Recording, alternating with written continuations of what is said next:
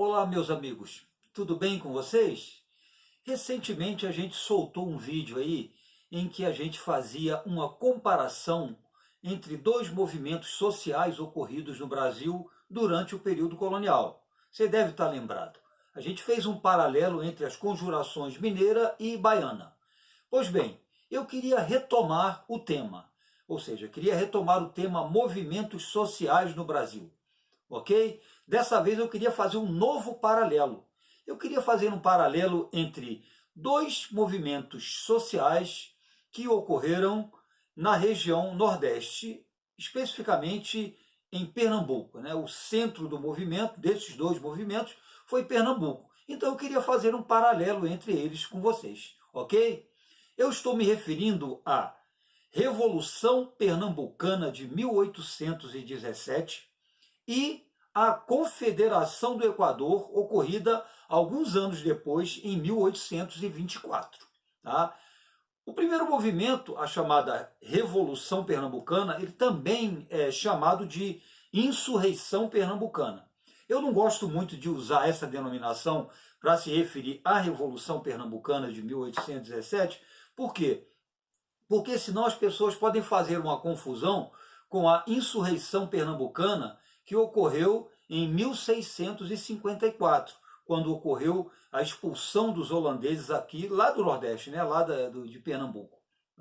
A gente sabe que os holandeses estiveram na região entre 1630 e 1654, foi o período, né, do chamado Brasil holandês, lá no Nordeste, e eles acabaram sendo expulsos. O processo de expulsão dos holandeses ficou conhecido como Insurreição Pernambucana. Então eu não gosto muito de usar essa expressão para se referir ao movimento de 1817, ok? Então vamos chamar de Revolução Pernambucana. O que a gente deve fazer em primeiro lugar? Contextualizar a Revolução Pernambucana. No ano de 1817, o Brasil não era uma simples colônia de Portugal. Não era um país independente, mas também não era uma simples colônia. Todo mundo sabe que em 1808 a corte portuguesa veio para o Brasil e o Brasil se tornou Reino Unido de Portugal, né, e passou a ser a sede do reino português. Quem governava na época? Era o príncipe regente Dom João VI. Né? Eu digo príncipe regente porque na época ele ainda não era rei. Ele era príncipe regente porque a mãe dele, Dona Maria I, tinha problemas mentais e ele assumiu efetivamente o governo. Tá? Então o que é que acontece? O Brasil era governado de acordo com as leis portuguesas, de acordo com as leis do Estado português. Ou seja, nós tínhamos aqui um governante que era absolutista, né? Uma linha de governo absolutista, nós não tínhamos ali uma monarquia constitucional, então eu estou chamando a atenção para isso porque esse foi um dos fatores que motivou a Revolução Pernambucana de 1817. Tá? Então, assim, a gente está fazendo uma contextualização, né? Primeiro, a nível político, tá, ok? Nós tínhamos ali um governo centralizado na figura do Dom João VI, tá? A nomeação dos governantes, ou os presidentes das capitanias, que na época se chamava capitanias, depois da independência passaram a se chamar províncias, né, para mais tarde virarem estados. Esses governantes, esses presidentes dessas capitanias, eles eram escolhidos e destituídos de acordo com os interesses do Dom João VI. Tá? Então isso incomodava profundamente algumas regiões do Brasil, particularmente o Nordeste. Né? Geralmente aqueles que governavam aquelas capitanias daquela região eram pessoas que não tinham muito compromisso, muita afinidade com as questões, com os problemas da região naquele momento. E que problemas eram esses? Né? Aí a gente já entra na questão econômica. Tá? O Nordeste vivia nessa época uma situação crítica, né? Uma situação econômica crítica. A agroindústria de exportação, a exportação dos produtos típicos do Nordeste, tendo à frente aí, evidentemente, o açúcar, tá? Esses produtos essas exportações vinham caindo, né? Devido à concorrência externa. O açúcar, com a concorrência do açúcar holandês, algodão, sofria a concorrência do algodão produzido no sul dos Estados Unidos, o fumo também sofria a concorrência, né, do que era produzido nas Antilhas. Enfim, o Brasil, o Nordeste brasileiro, vivia uma situação economicamente muito crítica. Tá? E a isso, né, evidentemente, se associava essa questão política. Né? Eles clamavam, né, as elites nordestinas, os grandes proprietários rurais, destacadamente, cobravam um maior apoio, um maior empenho do governo em resolver essas questões, né, relacionadas com aquela região. Tá ok? Aliado a isso aí, nós tínhamos também um quadro assim de muita insatisfação em relação ao domínio do comércio naquela região, né, por parte dos comerciantes portugueses, né, uma coisa que a gente viu em outros movimentos sociais anteriores, que a gente falou né, quando citou aqui as conjurações mineira e baiana, tá? A questão também do alto custo de vida, da carestia. Tá? Tudo isso assim acabava, embora fossem problemas que afetassem as elites, acabava também se refletindo nas classes menos favorecidas. Né? Evidentemente, a população mais pobre sofria, né? Na esteira dessa crise econômica, ela também sofria. Tá? Então, esses fatores combinados levaram à eclosão da chamada Revolução Pernambucana de 1817. Dela participaram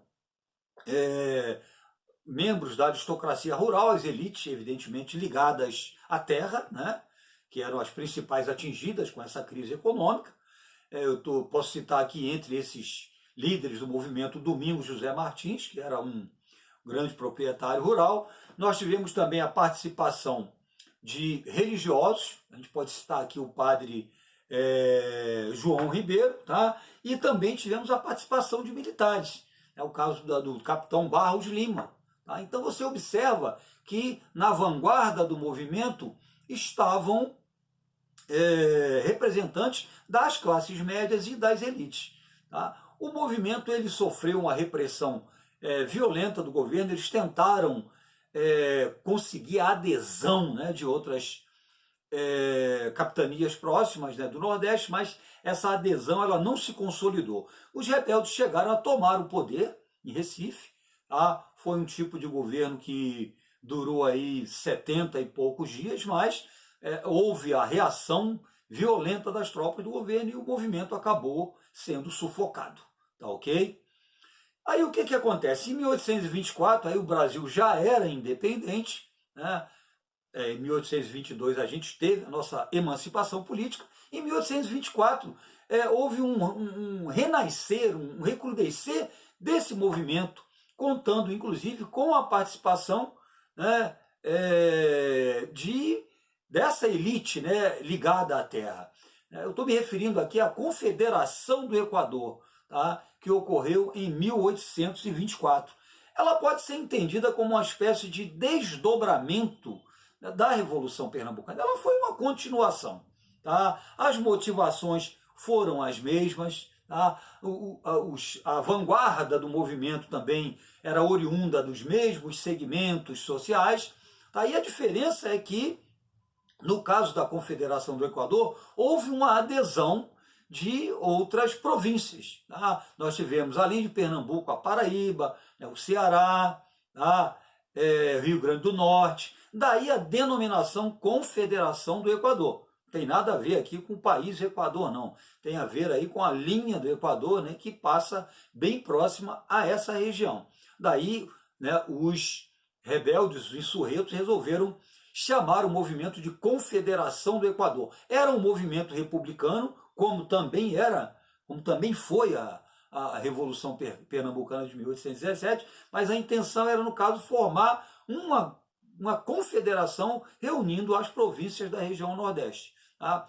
Eles chegaram a tomar o poder, né? O Manuel de Carvalho Paz de Andrade, ele era governante da província, né, de Pernambuco. Houve uma tentativa de destituição dele, aí foi que eclodiu o movimento. Né? O Paz de Andrade, inclusive, tinha participado da Revolução de 1817. Ok? Aí a gente tem também um outro nome importante aí nesse movimento, na Confederação do Equador, que foi o Frei Caneca, você vê, outro participante religioso, né? Outro participante religioso. Nós tivemos também o Frei Miguelinho, mas o grande nome aí foi o Frei Caneca. O movimento foi abafado, né? Foi reprimido. O Dom Pedro I contou com o apoio da Inglaterra, né? Com forças por terra, por mar, enfim. Ele conseguiu aí sufocar esse movimento, tá? E, enfim, a gente observa que tanto um quanto o outro, a Revolução de 1817 e a Confederação de 1824, na verdade constituem um mesmo movimento, tá? E, enfim, a gente pode estabelecer, né, esse paralelo aí entre os dois, embora eles tenham ocorrido em contextos políticos diferentes. Um, né, antes da independência e outro logo após a independência. Lembrando aqui que a violenta repressão à Confederação do Equador, né, a execução do Frei Caneca, ele a princípio seria enforcado, mas nenhum carrasco quis enforcá-lo, então ele acabou fuzilado, né, isso teve uma repercussão muito ruim e foi um dos fatores que contribuíram para a abdicação do Dom Pedro I no ano de 1831. Assunto que a gente vai abordar futuramente aí, tá? Então é isso aí, gente. Um beijo para vocês e até a próxima.